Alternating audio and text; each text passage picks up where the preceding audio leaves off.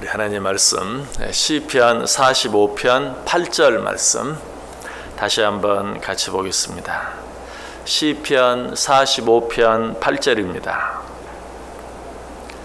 한 절 말씀 우리 다 같이 한 목소리로 읽습니다.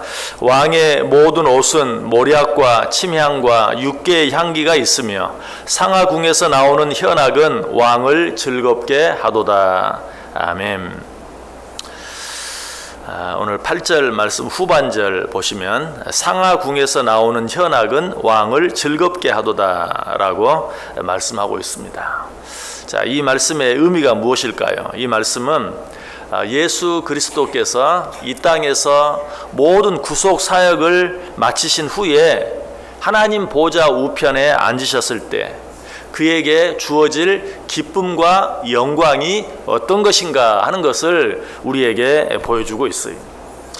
예수님께서 이 땅에서 하시기를 원했던 모든 일들을 다 성취하신 후에 하늘에 오르사 하나님 보좌 우편에 앉으셨을 때 그에게 어떤 기쁨, 어떤 영광이 주어진다고 말합니까? 상하궁에서 나오는 현악은 왕을 즐겁게 하도다. 가장 아름다운 곳에서 가장 아름다운 곳으로 왕이신 예수 그리스도를 즐겁게 한다라고 이야기하고 있습니다. 자, 오늘 이 모습이 오늘 본문에는 아주 짧게 상하궁에서 나오는 현악은 왕을 즐겁게 한다라고 아주 짧게 표현되어 있는데 이때의 모습, 이때의 내용을 아주 자세히 설명하고 있는 곳이 있어요. 자, 우리 성경을 한번 찾아서 읽겠습니다. 요한계시록 4장 1절부터 11절까지 요한계시록 4장 전체를 한번 보겠습니다. 요한계시록 4장 1절에서 11절까지 요한계시록 4장 1절에서 11절까지 한 절씩 교독하겠습니다. 제가 먼저 1절 읽습니다. 이 일 후에 내가 보니 하늘에 열린 문이 있는데 내가 들은 바 처음에 내게 말하던 나팔소리 같은 그 음성이 이르되 이리로 올라오라. 이후에 마땅히 일어날 일들을 내가 내게 보이리라 하시더라.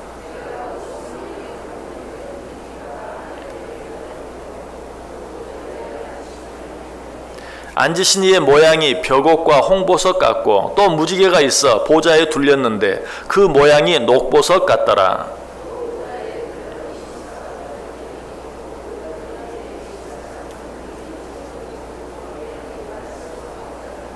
보좌로부터 번개와 음성과 우레소리가 나고 보좌 앞에 켠 등불 7이 있으니 이는 하나님의 7 영이라.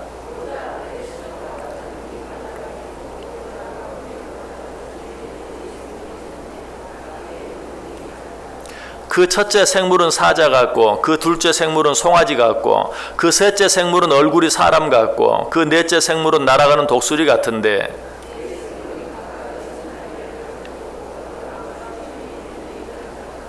그들이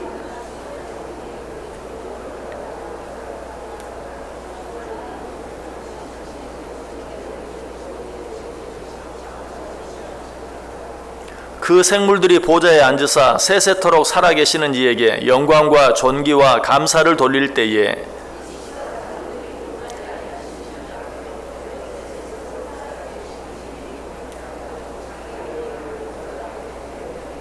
11절 같이 읽습니다. 우리 주 하나님이여 영광과 존귀와 권능을 받으시는 것이 합당하오니 주께서 만물을 지으신지라 만물이 주의 뜻대로 있었고 또 지으심을 받았나이다 하더라. 아멘.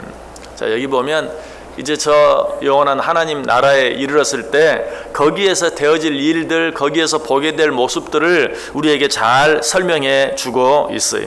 여기 특별히 3절에 보면 앉으신 이의 모양이 벽옥과 홍보석 같고 또 무지개가 있어 보좌에 둘렸는데 그 모양이 녹보석 같더라. 또 보좌에 둘러 24보좌들이 있고 그 보좌들 위에 24장로들이 흰옷을 입고 머리에 금관을 쓰고 앉았더라. 그때 그 모습이 얼마나 아름다울 것인가, 얼마나 황홀할 것인가 하는 것에 대해서 잘 이야기해 주고 있어요. 이 요한계시록 4장에 있는 내용을 하나하나 다 설명할 수는 없어요. 그런데 한 가지 분명한 것이 있어요. 그것은 무엇입니까? 이 땅에서 구속사역을 마치시고 하나님 보좌 우편에 앉으신 우리 주 예수 그리스도께 주어진 그 영광이 우리에게도 우리가 이 땅에서의 모든 사명을 마치고 하나님 앞에 서게 되었을 때 우리들에게도 동일하게 주어진다는 사실이, 왜냐하면 주님께서 그렇게 약속하셨기 때문에 그래요. 요한복음 14장 1절 이하에 보면 너희는 마음에 근심하지 말라. 하나님을 믿으니 또 나를 믿으라. 내 아버지 집에 거할 곳이 많도다. 그렇지 않으면 너희에게 일렀으리라. 내가 너희를 위하여 거처를 예비하러 가노니 가서 너희를 위하여 거처를 예비하면 내가 다시 와서 너희를 내게로 영접하여 나 있는 곳에 너희도 있게 하리라. 예수님이 지금 하나님 보좌 우편에 가셨어요. 거기에서 정말 우리가 말로 다 형언할 수 없는 놀라운 영광 가운데 거하고 계세요. 근데 주님께서 그곳에 가시면서 뭐라고 말해요? 내가 너희를 위하여 거처를 예비하러 간다. 가서 거처를 예비하면 내가 다시 너희에게로 와서 나 있는 곳에 너희도 있게 해 주겠다 라고 약속하고 있는 것이, 이것이 우리 주님께서 우리에게 하신 약속이. 그러므로 너희는 이 세상에 살면서 어떻게 살라고 말합니까? 방금 읽었던 그 말씀 1절에 너희는 마음에 근심하지 말라. 하나님을 믿으니 또 나를 믿으라. 이 세상에 우리가 육신을 가지고 살아가면서 근심거리가 없을 수는 없어요. 여러분, 근심거리가 하나도 없는 분 계십니까? 그럴 수는 없어요. 육신을 가지고 있다는 것이 뭘 말합니까? 시간과 공간의 제약을 받는다라는 말이. 그러므로 육신을 가지고 있는 사람은 염려거리가 있을 수밖에 없고 근심거리가 있을 수밖에 없어요. 그런데 오늘 본문은 뭐라고 말해요? 너희는 근심하지 말라. 무슨 말입니까? 너희 가운데 있는 그 근심거리들로 말미암아 근심하지 말라. 근심거리가 있다는 것을 당연히 알라.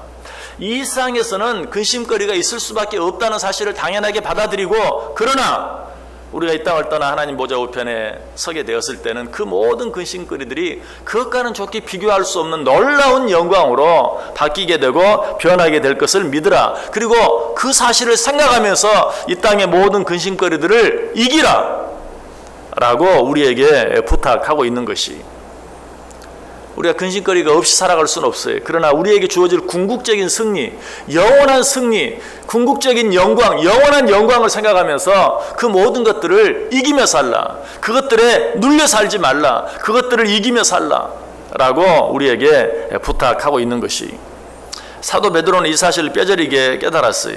그래서 우리에게 이렇게 권면합니다. 베드로전서 1장 6절과 7절에 보면 그러므로 너희가 이제 여러 가지 시험으로 말미암아 잠깐 근심하게 되지 않을 수 없으나 오히려 크게 기뻐하는도다. 너희 믿음의 확실함은 불로 연단하여도 없어질 금보다 더 귀하여 예수 그리스도께서 나타나실 때에 칭찬과 영광과 존귀를 얻게 할 것이니라.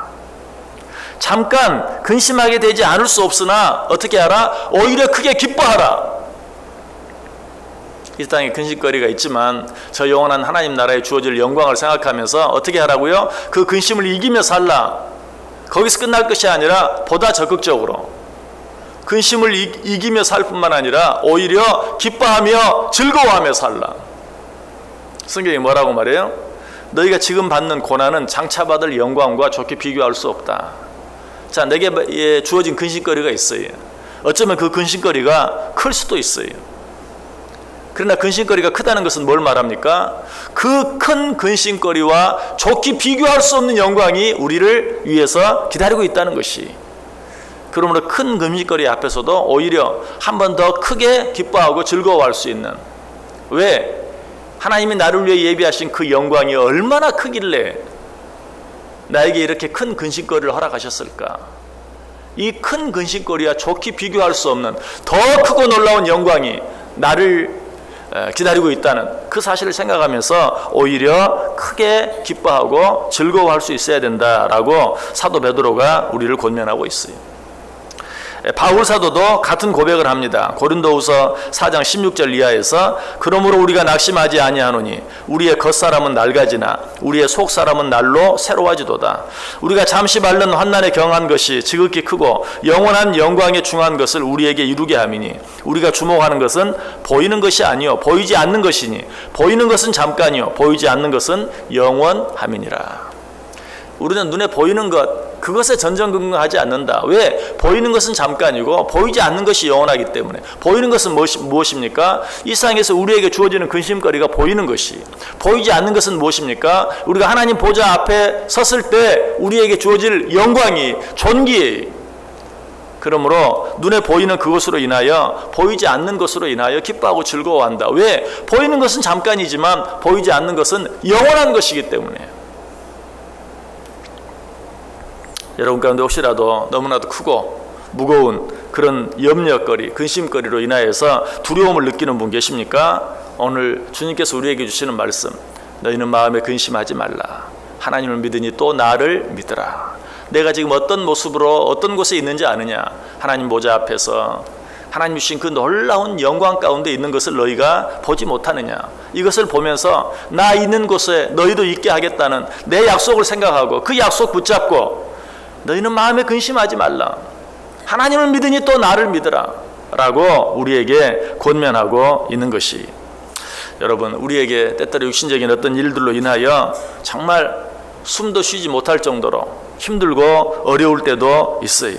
그러나 우리가 분명히 기억해야 될 것은 그것이 잠시 나를 그렇게 괴롭게 할 수는 있어도 그것이 절대로 나를 망하게 할 수는 없다는 사실을 확실히 믿어야 돼요.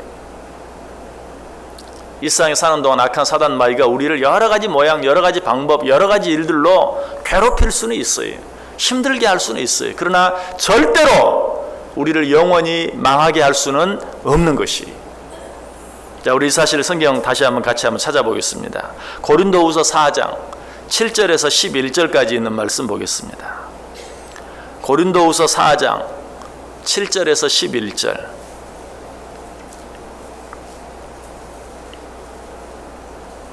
고린도후서 4장 7절에서 11절.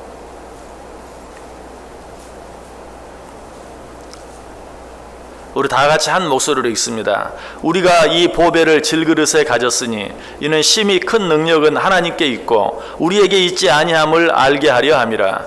우리가 사방으로 우겨싸움을 당하여도 쌓이지 아니하며 답답한 일을 당하여도 낙심하지 아니하며 박해를 받아도 버림받지 아니하며 거꾸로 뜨림을 당하여도 망하지 아니하고 우리가 항상 예수의 죽음을 몸에 짊어짐은 예수의 생명이 또한 우리 몸에 나타나게 하려 함이라.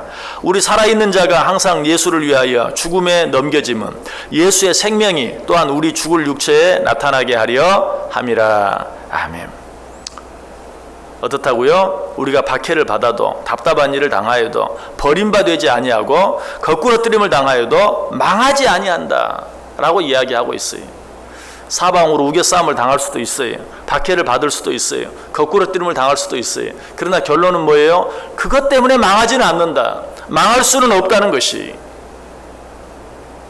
오늘 시인은 본문을 통해서 이 사실을 다시 한번 우리에게 상기시켜주고 있어요.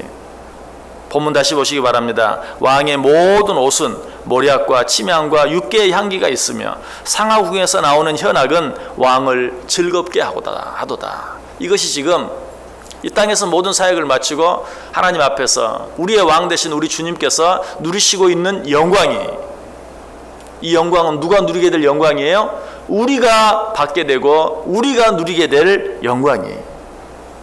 여러분, 주님이 우리의 거처를 예비하기 위해서 먼저 가 계신 그곳을 생각하시길 바랍니다.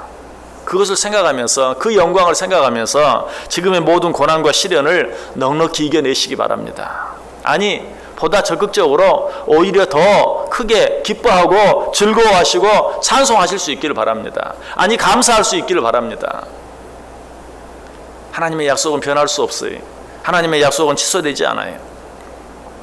우리가 육신적으로 피곤하면 어떻습니까? 숲으로 가기도 하고 산으로 가서 나무 냄새, 풀 냄새를 맡으면서 스트레스를 풀고 새 힘을 얻습니다.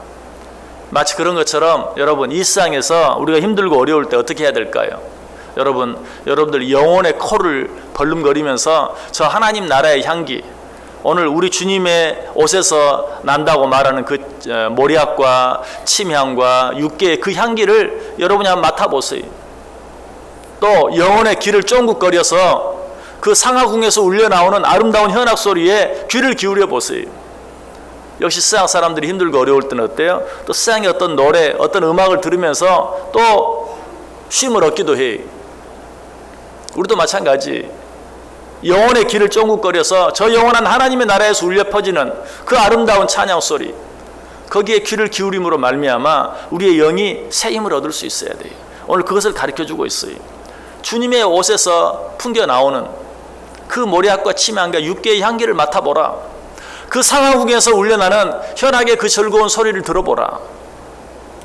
그것을 바라보고 믿음의 눈으로 그것을 바라보고 믿음의 귀로 그 소리를 들으면서 이 땅에서 너희에게 있는 그런 모든 염려거리들, 근심거리들, 고통거리들, 고난거리들을 이기라, 물리치라. 아니, 오히려 그것들로 인하여 오히려 기뻐하고 감사하라. 여러분 어떻게 살기를 원하세요? 눈에 보이는 일들로 인하여 실망하거나 낙심하거나 근심하지 마시고 눈에 보이지 않는 것들을 보고 냄새 맡고 또 그것을 들음으로 말미암아 세상 사람들은 알지 못하는 진정한 기쁨과 감사와 평안을 누리며 살아가는, 이 땅의 모든 근심거리, 염려거리들을 넉넉히 이기며 살아가는 저와 여러분 꼭 될 수 있기를 주님의 이름으로 간절히 축원합니다.